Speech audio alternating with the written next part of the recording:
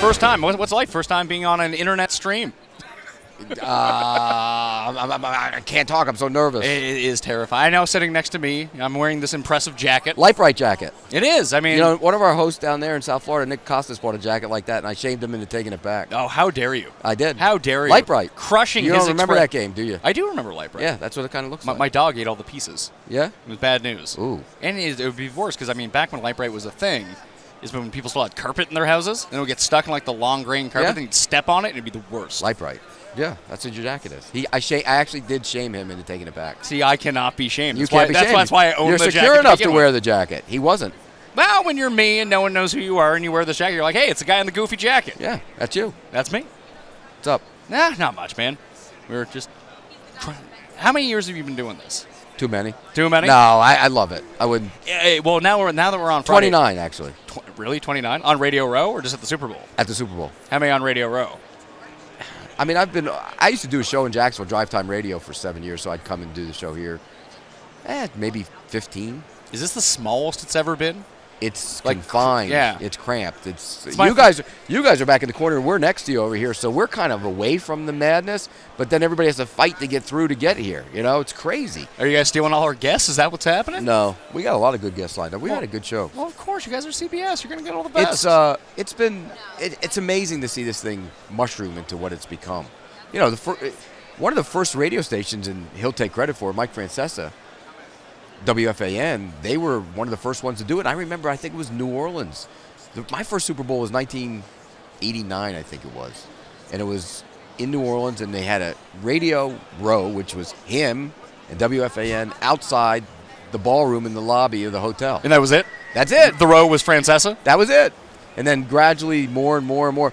It didn't become this probably until the last decade or so, where every PR company in the world is pushing Gatorades here with 8 people, or AT&T or whatever. They're all pushing something. Are you pushing something? Are you now being sponsored by someone? No, but if anybody wants to sponsor me, sure as that's what I was thinking. That's what I was thinking too. I mean, you guys are making bucks. Yeah, like they sponsor me. Aaron Donald showed up yesterday. He probably got paid like $50,000 to talk to me, just to be around. I just had Patrick Peterson on, and we were talking, and I said, "Would you be here if you weren't hawking it?" And no.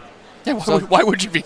It would seem like a hassle. A lot of agents bring their players here now too before the draft and stuff to push them around and get them some visibility and get them practicing. I mean, that's over the years I've gotten to know a lot of the draft eligible guys coming in here and just get a feel for them and talk to them off to the side a little bit. Was it funny that like you see them like 2 years later when they're in the pros and they're all polished all of a sudden? Yeah. You know, it's funny that there are guys that get better just because you do more reps, you get better. I mean, you know, guys are nervous and they don't understand how to answer questions and stuff, but they do get better. Some get aloof though. You know, I'm a star now, no more. Oh, really? Yeah. They big time yet?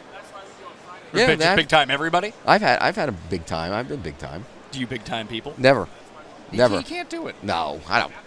We're all just a bunch of guys, you know. And talking into a microphone. Right. No. Never. I mean, like these fans. I think without these people, we wouldn't be doing our jobs. I mean, so why would anybody ever treat them any differently? Serious question though. If it was you and you were a fan, do you root for any teams? I root for Arizona State football. That's my alma mater. But no, there's no NFL team you have allegiance I grew up as a Giants fan though. So let's say the Giants. Let's say you have no media experience whatsoever. You're not in the media. And the Giants are playing in the Super Bowl, and it's in New York, let's say. Would you go to Radio Row and, like, watch people while they're being interviewed? I might have when I was younger. Younger? Yeah. Yeah, I mean, when I was a kid, I used to go to training camps and get autographs and the whole deal. How'd you end up on the Giants? My family's from New York. Oh, okay. Yeah. I was born in New York. My parents were diehard Giants fans. I became a Giant fan. We moved outside of Philly, so everybody in the neighborhood was Eagles fans. They hated us. And my younger brothers, when they were born, they wanted to be irritants, so they became Cowboy fans. So I was always a Giants fan. When Phil Simms won his Super Bowl, it was fantastic. It was great. In my household, my mother was a Giant fan. She wore a Phil Simms jersey. I mean, football became a religion in my house when I was a kid. And I say that because in the Italian household, Sundays were for 6-hour dinners, right? And not anymore. My dad and my mom broke the chain, and my grandparents never understood it. Sunday was about watching the 1 o'clock. Back when I was a kid, it was a 1 o'clock game and a 4 o'clock game. That's it. And whatever they wanted to show you. Yeah, that's it. That's crazy. And we made it.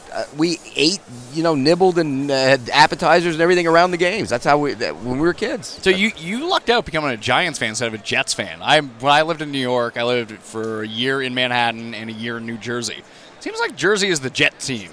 Jets, Mets. No, the Giants. It was always Giants, Yankees, Rangers, and Knicks, and it was Mets, Jets, Islanders, Nets. and Nets. Yeah, that's the way it was. But it's just weird that it seems like if you rooted for the Jets, you were also a Mets fan somehow, right, correct. too. Yeah. I don't get it. I was a Giant and Yankee fan, and Knicks and Rangers. So you got the good side of the coin. I got the good side. Yeah, but when I started rooting for the Giants, there was no good side. They were awful. The Jets were the good side. Oh, no. Yeah, 69 Jets, don't name it. They were, And the Giants went through bad years. The Yankees went through awful years. We used to go to Yankee Stadium, and they were awful. I mean, Mickey Mantle was a broken-down player, and they had Bobby Mercer was their star, Mel Stottlemyre. They were terrible, though, and then they got good. Have you been to New Yankee Stadium? I haven't. I was there once. It's weird. Is it? I don't like it as much as Old Yankee Stadium. Old Yankee Stadium was great. I mean, think about this. We used to go Old Yankee Stadium. We used to have bat day. You give everybody in the crowd bats. Could you imagine that today? I doubt that would work so much. Real now. bats, not the little bat. Real bats. People walking around with big clubs in their hand. Could you imagine that today? It would never happen. How did no one hit each other? Because people were nicer back then. Is that true? Do you think people were nicer back then? Yeah, they hit it more. Yeah, they probably did. Well, there weren't as many outlets to show how awful. They hit it better because people have been demented their whole throughout mankind. There's always been a demented few. I mean, if they gave a bats out now, there would be at least 2 or 3 guys getting. I couldn't crushed. even think of the insurance that it would take to give out. They would bats. never do that. I mean, but they used to give away. The Yankees were so bad they gave away stuff every week. The only way to get people to the game. It's glove day. You get a real glove, not the batting glove, a real baseball glove. Or bat day or helmet day. Oh, helmet day. There was a couple of those. It was incredible. Where in Florida are you at? I'm in Jacksonville now. You're in Jacksonville. Yeah, I've been there for 30 years. Huh. It's different. I like it though. Do you play sawgrass much? I have. Yeah. There's 2 different courses over there though. So there's the stadium course, but and then there's the Valley course. Is the Valley course nice? The Valley course is very nice, but it's more hilly than target golf. Do they make you walk it, or can you take? No, the you cart? can take cart. All right, that's but you know what? When you play TPC, you have to have a 4 caddy.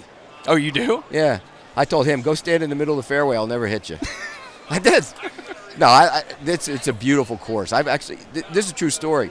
They do, one of the TV stations used to do this thing where they bring you out to the 17th. And one day it was me, the mascot of the Jaguars, a pro, and a kid from that first tee. Well, the kid was like a scratch golfer, but he was nervous because it was being filmed on TV, and he got to meet the Jags mascot. And he yanked it into the water. So the Jags mascot is like a scratch golfer, but he had his suit on. But even his suit, he's really good. He hit one like in the back of the green, then he hit one in the water. The pin was on the front. Sometimes, if you've seen 17, it's like the 2-tier. You can hide the pin at the front, and you can get it to roll back low. There's that little bunker right there. It was in the front. It was in the front. So the pro, he didn't hit the target. I come up first one, and I'm not a good golfer. I'm okay. Right in front of the thing. I went up, made my putt for birdie, right on TV. So I said, never. And then they let us play the course. And of course, when I get time to play, come around to 17. The next time I yanked like 2 in the water. But when the camera was on, I put it in and made the birdie. That's all that matters. That's all anyone will ever see and remember. It was great. You probably shot 135 that day. Nah, it was probably like 102 or something like that. It wasn't bad. But you get in those. I've played that course like about 6 weeks before they played it. How much harder is it? And I hit my ball. This is no lie. I hit my ball on the first green, just to the right of the green. And I got up there and I couldn't find it right away. And I'm like sifting this rough is gigantic. I'm sifting through it. And finally I found it. And getting out of that? You kidding me? It's brutal when they make that. They can make that course really bad. When the wind blows. Well, that's what happened last year. It was devastating last year. Yeah, when the wind blows, it's brutal. But it's a beautiful course. But Jacksonville area has the World Golf Village is down there in St. Augustine. It's like their World Hall of Fame is right there. They have 2 or 3 courses over there. There's a ton of. And in the summer when I can actually play, it cleans out. Because nobody wants to play when it's 95 degrees out. So you can go, because I can't wait. I'm antsy. And all the Canadians are down there in the winter. They all go home during the summer. Well, they go to mostly South Florida. Do they? Yeah, they drive right through Jacksonville. No. They drive right through Jacksonville. Well, but I'm in South Florida for 4 days a week during the football season, so I see them down there. Pete Prisco, thanks for being on. You got it. You have to shimmy back down 2 tables. And yeah, well, move. Yeah, well, these guys will probably try to suck you in for a bit. You got it. Take care, man. All right, man. Thank you so much for your time. See ya.